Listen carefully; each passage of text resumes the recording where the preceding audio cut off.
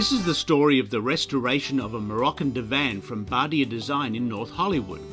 One of Jane's design clients fell in love with this piece for her new Spanish Revival style home. Sometimes exotic items like this or antiques have been in use and show some signs of their age. Jane looked closely at the condition of the divan, knowing it was to be a central feature in the stylish themed living room in the client's home. She felt it needed careful restoration to bring the divan to better condition and newer look, yet still retain its unique character. So Jane has arranged with Badia's owner, Mohammed Tazi, for Steve Rockmore, the restoration expert, to do the work on site at the showroom.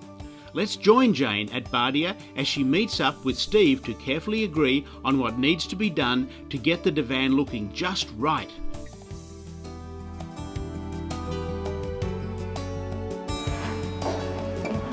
Hi Mohammed, good to see you. Good to see you. I'm here to, our repair person's coming in to work on the leather divan. We really love the piece, it just needs to be restored a little bit. Okay, that's fine. Hey Steve, good to see you. Good to see you too. So, here's what we'd love to do. My client really loves this piece. However, I was a little concerned about the condition of the leather. So I felt like it was a great opportunity to come in, have you come in, to work your magic. And what I'd really like to do is recolor the whole thing pretty much in this color. I know that there's some streaks, etc., so I know that'll be taken out. Okay. And I think by the end of the day, it'll look fabulous. Fantastic. Yeah, kind of the process that what I'll be doing is matching the lighter color first, Okay. the base color. I'll begin by actually stripping the leather, which is, it doesn't remove all the color, but it removes all the dirts and the oils from the surface of the leather. Okay. And then I'll completely re-dye it in this lighter color, and then I'll go back over it with an airbrush with some modeling of these darker reds to try to blend that in. And completely re-dye it, and then the last step is I'll actually put a fresh top coat finish, which will give it a little bit of a sheen and a freshness, and it'll also add quite a bit of protection for daily use. Great, that's exactly what I want. So let's take it out the back, have the guys come pick it up and start working on it, and I'll tell you a little bit more about what I'm really trying to accomplish. We're ready to take this out back. Okay, I'm just going to grab my tools then.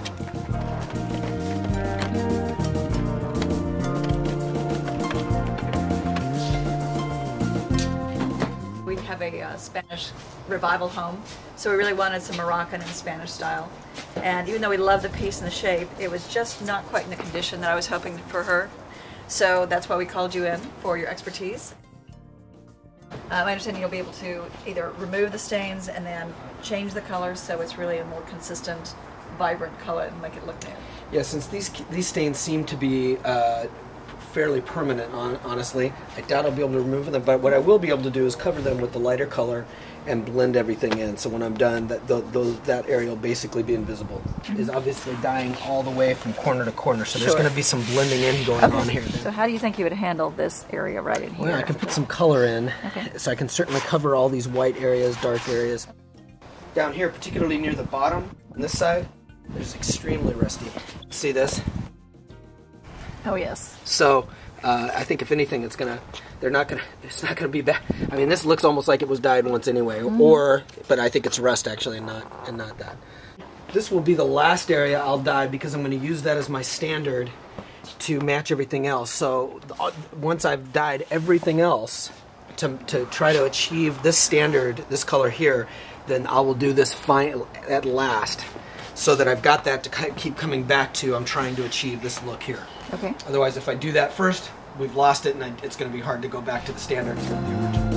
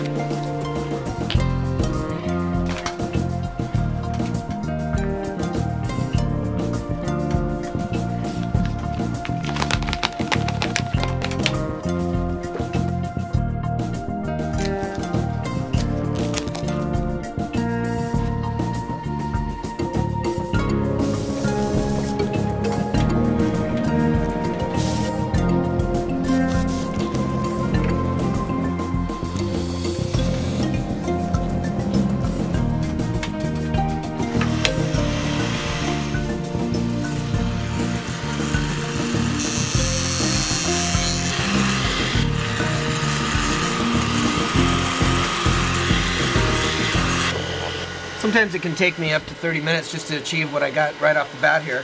But basically what I'm doing is I'm matching this base color, and then after I've matched that and put down a base coat of this lighter color, and then I'll be matching the darker color and misting that in with my airbrush. I'm currently just prepping the surface. This is methanol. It just removes oils and dirts from the leather. So I'm going to be using the center panel as a point of reference, as a place to make sure that she's happy with the result.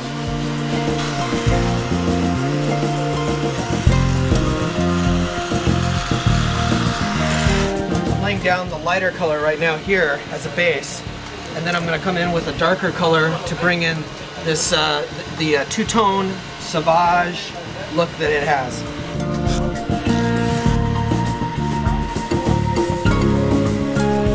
Going much quicker than I expected, actually. I think I'm going to have something for you here pretty quick. What I did is I did that area to show the difference and make sure that you're happy with the color, the darker color, and the difference in losing the streaky. We lose the lighter colors, get more dark tones, and lose much of the streakiness. Yeah. And then on this half of it, I actually added a top coat, which gives it a little more sheen and a lot more protection. I can see the sheen in here. It looks like really nice. And so I'm going to just pull this off the tape here so you can kind of get the full sense of the change that occurs. I'm going to be re-dyeing that anyway. So. Yeah, I can really see a difference. Fantastic. That looks lovely. Good. Just achieving the right balance of colors, because I keep working until the customer is completely satisfied with the color and the sheen and the whole process before I go through with the whole thing. I don't want to start the big process until I know they're happy with the sample. And I can definitely see it's going to look great when you bring this across and all over the piece. It's really going to it'll look new, and I think my client will be thrilled. I'm going to use acetone to just prep the leather. It slightly burns the surface and removes the dirts and oils, and it leaves the surface ready to have the new dye completely re-adhered to it.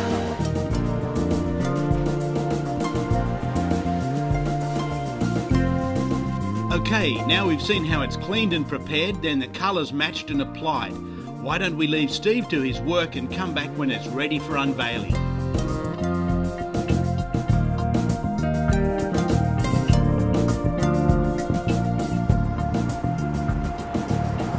Steve just called and said the piece is ready. I can't wait to see it. Come on in.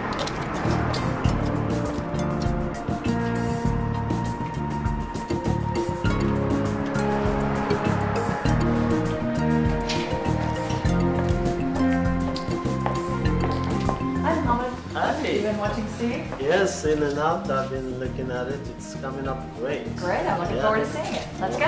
Yeah.